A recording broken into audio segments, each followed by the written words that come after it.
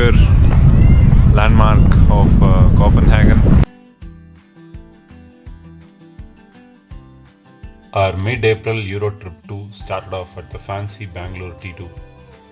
After killing time at the 080 International Lounge airside, we were all set for a 2-week whirlwind of a tour. After spending some luxurious time in the lounge, on our way to the boarding gate,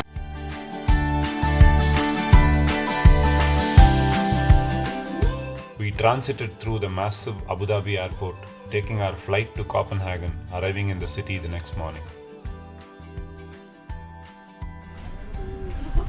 Got out from our flight, everything on schedule so far.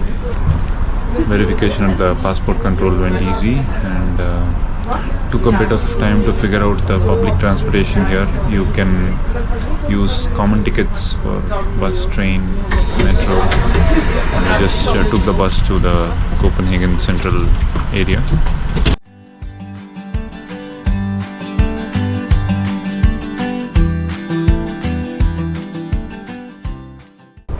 Off to our city stroll at Copenhagen. Just left the hotel room.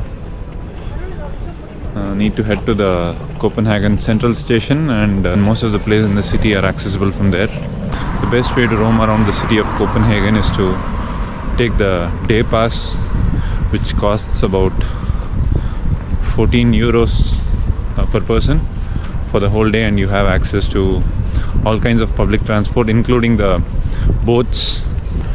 And if you have kids, the advantage is that with the day pass, kids below 12 years of age get to travel for free.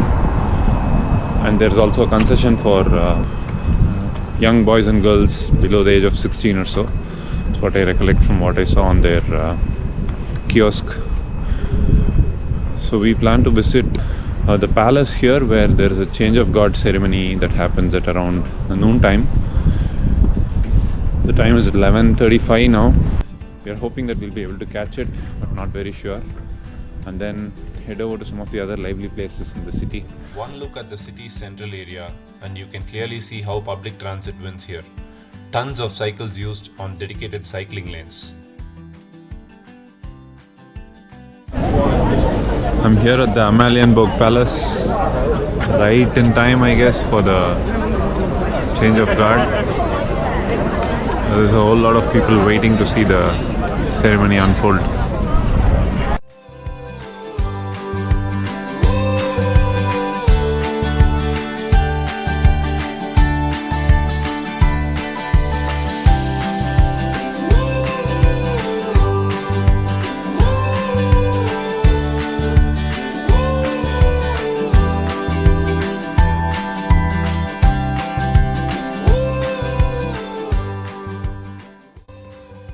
We then went to Nyhavn, a 17th century sailor's harbour.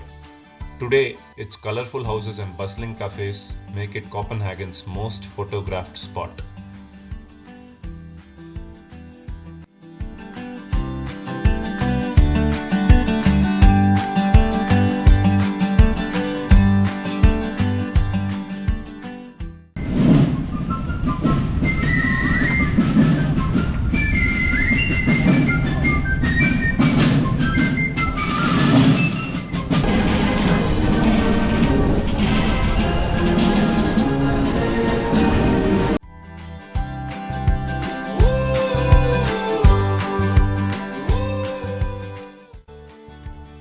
We slowly headed to Kastellet, a star-shaped fortress.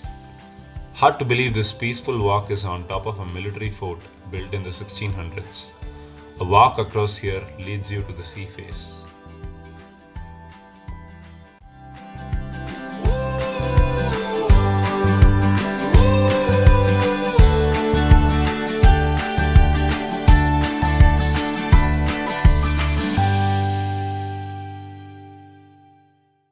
So here it is, the signature landmark of Copenhagen, the Little Mermaid statue, which is also considered to be an overrated piece here.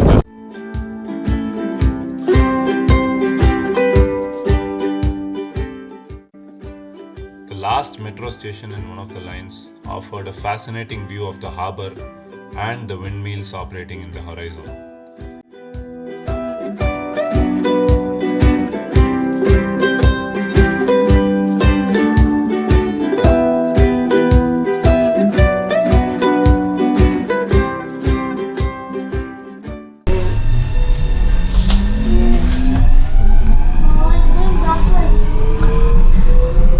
This is almost like the driver's view of the metro rail.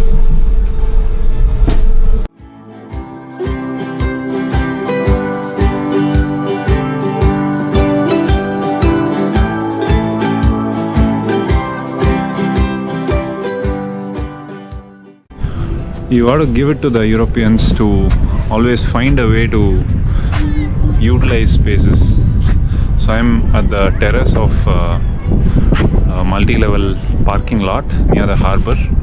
This has 5 levels, and on top of that there is this open gym.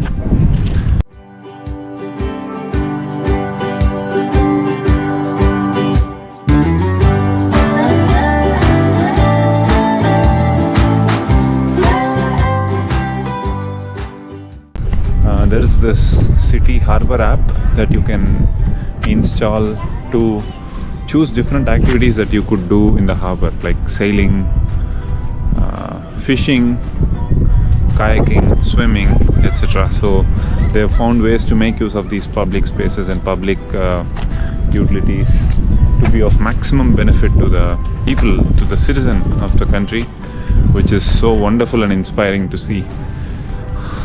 I'm not sure when we'll get to see something like this back in our home, but then something that our policymakers should definitely be looking into and considering for the future.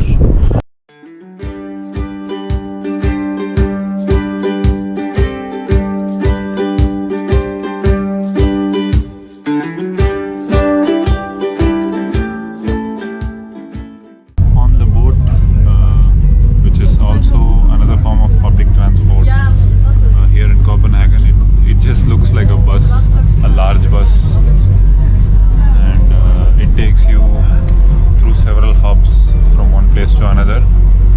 So this is one good way of experiencing the city through its channels of water. And the day pass that you get also covers your trips in these large bus boats, which is an added plus. So just a single day in Copenhagen offers a lot of great experiences.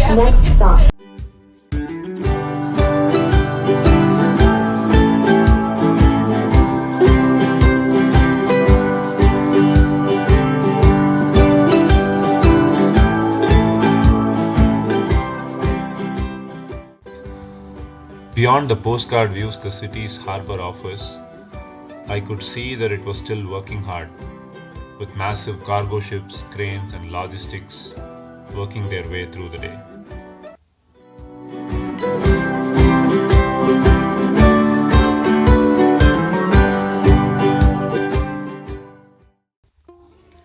The next morning, we checked out of the city, walked to the bus station to take our bus to Gothenburg to meet our friends.